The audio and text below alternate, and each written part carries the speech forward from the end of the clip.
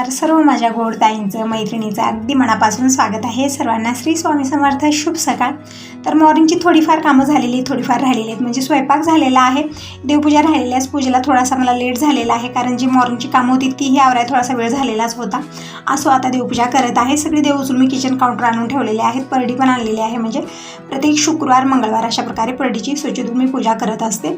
आणि तुम्ही विचारते होता की परडी कुठं असते तुझी, तर वरच्या साईडला ठेवलं तर काय होतं, लागालाग होते आणि परडीला लागालाग होऊ नये आपली, कारण आपण दिवसभर इथं असतो. सकाळ असो संध्याकाळ असो किचनमध्ये आपल्या फेऱ्या सतत होत असतात. आणि कसं आहे, आमचं देवारा एकदम समोर आहे, दारात नाही आहो तर सरळ देवाऱ्यापाशीच आपली जी सावली वगैरे असते ती पडू नये असं म्हणतात परडीवरती. त्यामुळे देवाच्या खालच्या साईडला मी ते ठेवलेले आहे. म्हणजे ते सावलीही पडणार नाही, लागालागी होणार नाही. मग पूजा वगैरे करून मी तिथंच ठेवत असते. तर परडी धुवून घेतली. देवांना मी स्नान घातलेलं आहे. आज पितांबरी वगैरे काही लावलेलं नाही आहे. आज साध्यापणाने स्नान घातलेलं आहे आणि देवपाट्यावर विराजमान केलेला आहे. म्हणजे प्रत्येक गुरुवारी मी पूर्ण मंदिराची डीप क्लिनिंग करत असते. कळशाचे तांबे, उतरणीचे तांबे सगळे काढत असते, शैवांची मूर्ती वगैरे. पण शुक्रवार असो किंवा आठवड्यातले हे जे वारं आहेत, कुठल्याही वारी मी काहीही काढत नाही. जशी रोजची पूजा असते तशीच करत असते. पण प्रत्येक गुरुवारी जी पूजा असते ना, थोडासा वेळही जास्त लागतो. पूर्ण देवाऱ्याची डीप क्लिनिंग होत असते. आठवड्यातनं एक वार मी निवडलेला आहे, त्या दिवशी सगळं होत असतं. पण आज जशी दररोज पूजा होती तशीच मी केलेली आहे. देवपूजा झालेली आहे. तुळशीपूजन, उंबरापूजन मी करून आलेली आहे. तर दुपारची वेळ आहे. म्हणजे जी माझी कामं होती किचनमध्ये ती आवरलेली आहेत. कपडे धुवून झालेले आहे. ही सगळी कामं आवरल्यानंतर मेथीची भाजी, पालक हे सगळं आणून ठेवलेलं होतं, ते मला निवडून ठेवायचं आहे. तर आता या वेळेमध्ये सगळ्या कामापासून फ्री झालेली आहे. नंतर मला लक्ष्मी मातेचं पूजन मांडायचं आहे. वैभवलक्ष्मीचं माझं व्रत आहे. तर म्हणलं तोपर्यंत भाज्या वगैरे निवडावं, जी ही माझी पेंडिंग कामं आहेत ती आवरा, कपडे घडी घालून ठेवा, ही सगळी कामं आवडते दिवसभरात. मग जसं 5 वाजले मी पूजा मांडायला सुरुवात करणार आहे. तर भाजी मी इथं हॉलमध्येच आणलेली आहे. म्हणजे टी व्ही ऑन आहे, टी व्ही बघत बघत हे भाज्या निवडून घेते. आता या वेळेत घरी कोणी नाही आहे, सगळे जिकडे तिकडे गेलेत. बाबा आणखीन जेवण करायला आलेले नाहीत, पण हे पण आलेले नाहीत, आज कुठेतरी बाहेर गेलेले आहेत असं म्हणत होते. आणि माझा पण शुक्रवार आहे. फळं आणून ठेवलेले आहेत, चिकू आहेत, नंतर खरबूज पण आणलेला आहे. तर या दोन्हीचं मिक्स ज्यूस खूप छान बनतं. यामध्ये केळी पण टाकू शकतो. तर मी नंतर ज्यूस बनवून घेणार आहे. अगोदर भाजी निवडून मी स्वच्छ धुवून ठेवणार आहे. तोपर्यंत सगळेजण जेवण करायलाही येतील. म्हणजे दीपकही आणखीन कॉलेजून आलेला नाही.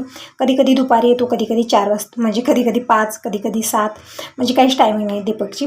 तसं आहे, कधी कधी 12 वाजताच येतो. तर असं आज आणखीन आलेला नाही आहे. तर इकडं भाज्या सगळ्या अशा झाल्या थोड्या सुकल्यासारख्या, म्हणजे गरमी खूप आहे.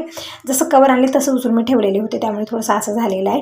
आणि आता कोथिंबीर पण व्यवस्थित भेटत नाही आहे, तितकी अशी हिरवीगार भेटत नाही आहे. थोडासा कलर चेंज झालेला आहे, त्याचा पण ठेवल्या. तर भाज्या निवडल्या, स्वच्छ धुवून मी हडकत घातलेले आहेत फॅनच्या हवेला. म्हणजे हडकल्यानंतर मी डब्यामध्ये पॅक करून ठेवणार आहे. म्हणजे सकाळी सोप्या पद्धतीने भाजी बनवणं होते, म्हणजे जास्ती तामझाम करावं लागत नाही.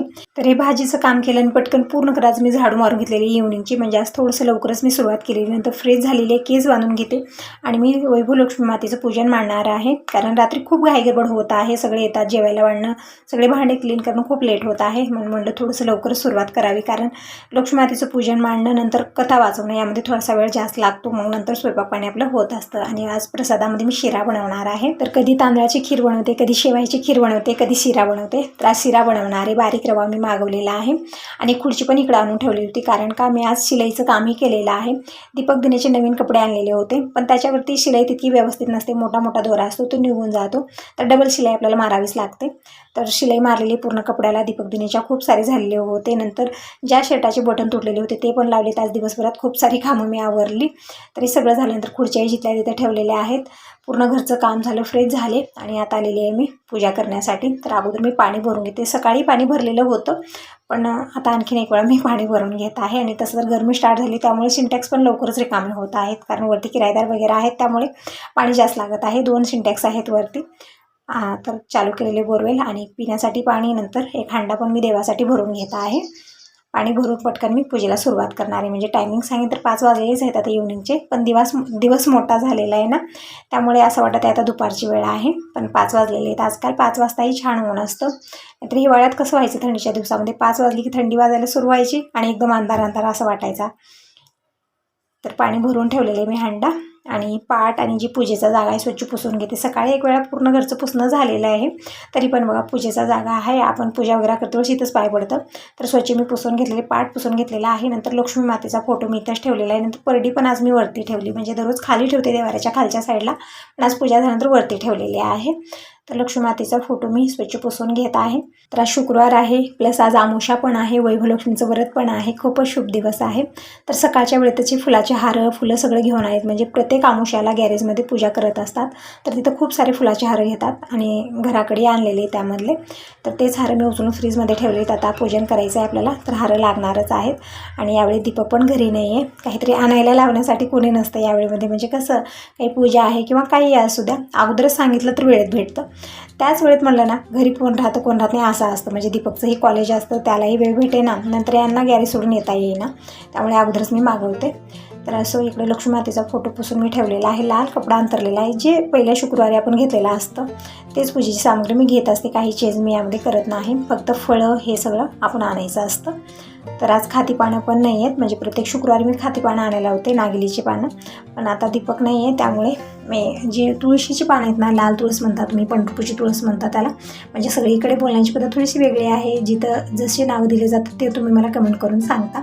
तर एक ताई म्हणली की लाल तुळस म्हणतात त्याला, एक ताई म्हणत आहे की ते पंढरपूरची तुळस आहे. तर असं तुळस आहे, खूपच शुभ असतं ते. तर तेच मी पूजेला घेणार आहे, तीच पानं. ज्या दिवशी माझ्याकडे नागिलीची पानं नसतात खाऊचे, त्या दिवशी मी ते तुळशीची पानं घेत असते. तिकडं कळश मी ठेवलेला आहे, म्हणजे तांदळाची रास घातलेली आहे. कळश भरून ठेवलेला आहे, पाणी भरून. कळशामध्ये सुपारी, नंतर हळदी कुंकू, तांदूळ टाकलेले आहेत, फूल टाकलेलं आहे. नंतर ही जी तुळस आहे ना पंढरपूरची, ते मी अशा प्रकारे लावलेली आहे. तांदळाची वाटी, त्यामध्ये मी सोन्याचा आणि चांदीचा दोन्ही दागिने ठेवलेले आहेत अशा प्रकारे. आणि जी लाल तुळशीचे पानं आहेत ते अशा प्रकारे समोर पण ठेवले आणि अगोदर पूजा करून घेत आहे. यावरती जी ही पूजेची सामग्री आहे ते मी अशा प्रकारे ठेवत आहे. म्हणजे खारी, खोबरं, सुपारी, बदाम आहे, हळदीचं खोंब आहे. अशा प्रकारे मी पूर्ण पूजेची सामग्री ठेवलेली आहे. पूजन करून घेतलेलं आहे. नंतर फुलाचे हार मी फ्रीजमध्ये ठेवलेले होते, कारण गरमी खूप आहे. असंच ठेवलं ना खूप लवकर सुकायला लागलेले आहेत. तर हेच हार मी आता पूजेला घेणार आहे.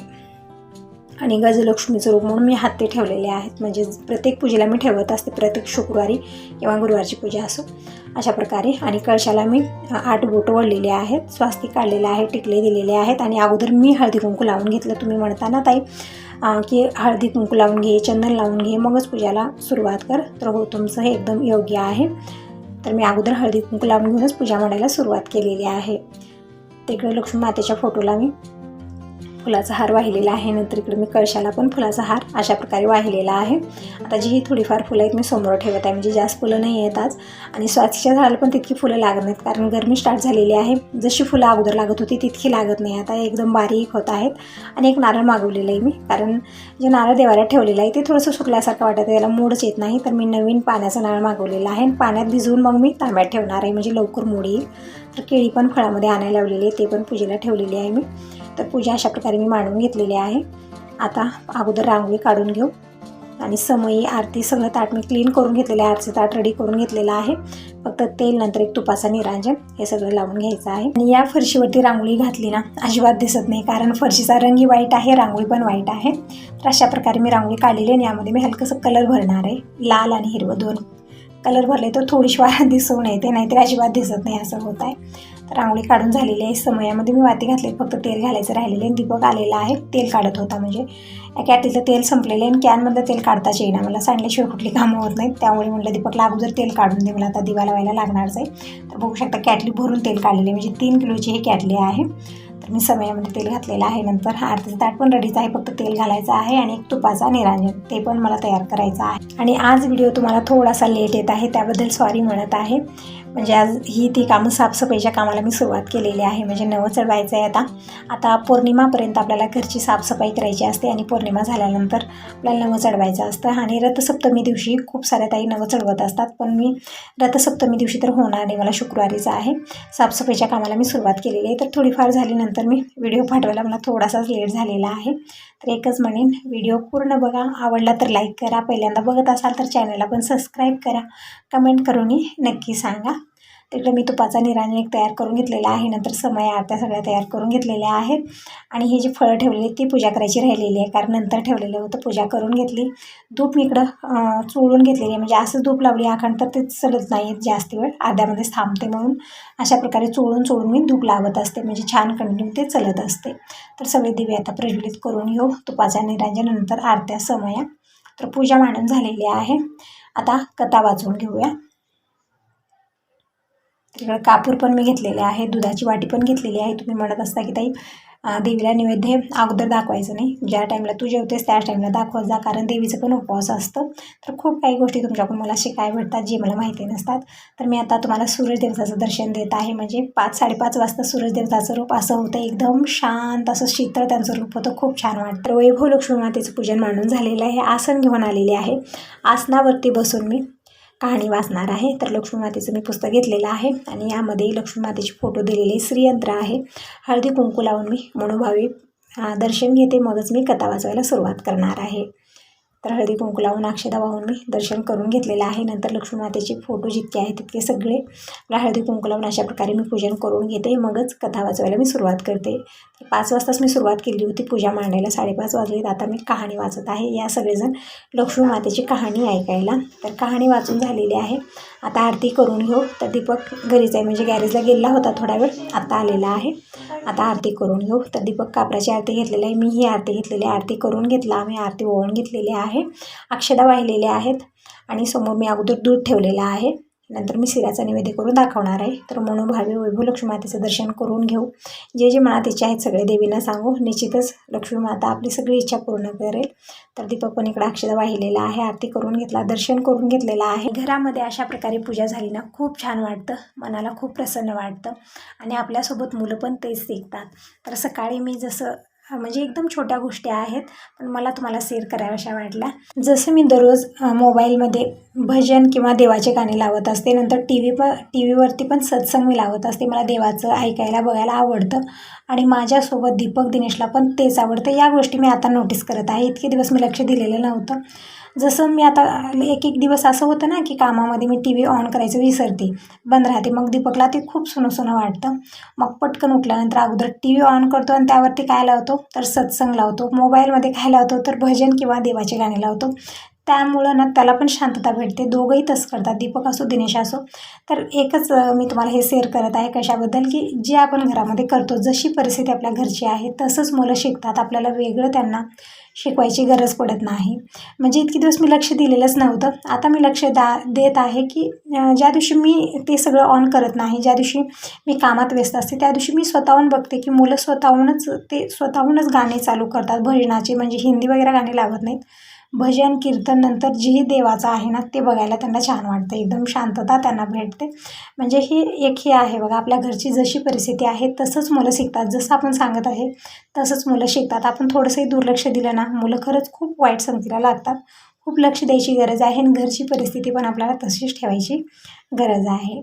तर असं इकडं ड्रायफ्रूट पण घेतलेले आहेत. बारीक रवा घेतलेला आहे 2 वाटी, व्यवस्थित भाजून घेतला. जोपर्यंत रवा भाजत होता तोपर्यंत मी इकडं गरम पाणी बनायला ठेवलेलं होतं. तर मेजरमेंट सांगेन तर इकडे 2 वाटी रव्यासाठी मी 6 वाटी पाणी गरम करायला ठेवलेले. पाण्याला उकळलेले तोपर्यंत रवा व्यवस्थित भाजून घ्यायचा आहे आपल्याला कमी गॅसवरती. रवा भाजल्यानंतर त्या रव्यामध्ये आपल्याला उकळतं पाणी टाकायचं आहे, आणखीन साखर वगैरे काही टाकायचं नाही. अगोदर पाणी टाकायचं, एकदम मऊसुत्त शिरा बनून तयार होतो. तुम्ही आज बनवला म्हणजे सकाळी बनवला आणि रात्री खाल्ला तरी पण मऊसुत्त बनवून राहतो. म्हणजे एकदम रोटानं खायसारखा, तोंडात टाकताच विरघळणारा तसा शिरा बनवून तयार होतो अशा प्रकारे बनवल्याने. तर ड्रायफ्रूट काय काय घेतलेले आहेत, काजू घेतले, बदाम आहेत, मनुके आहेत, नंतर अक्रोड पण घेतलेला आहे. अशा प्रकारे मी तोडून घेतलेले आहे अक्रोड, नंतर काजू.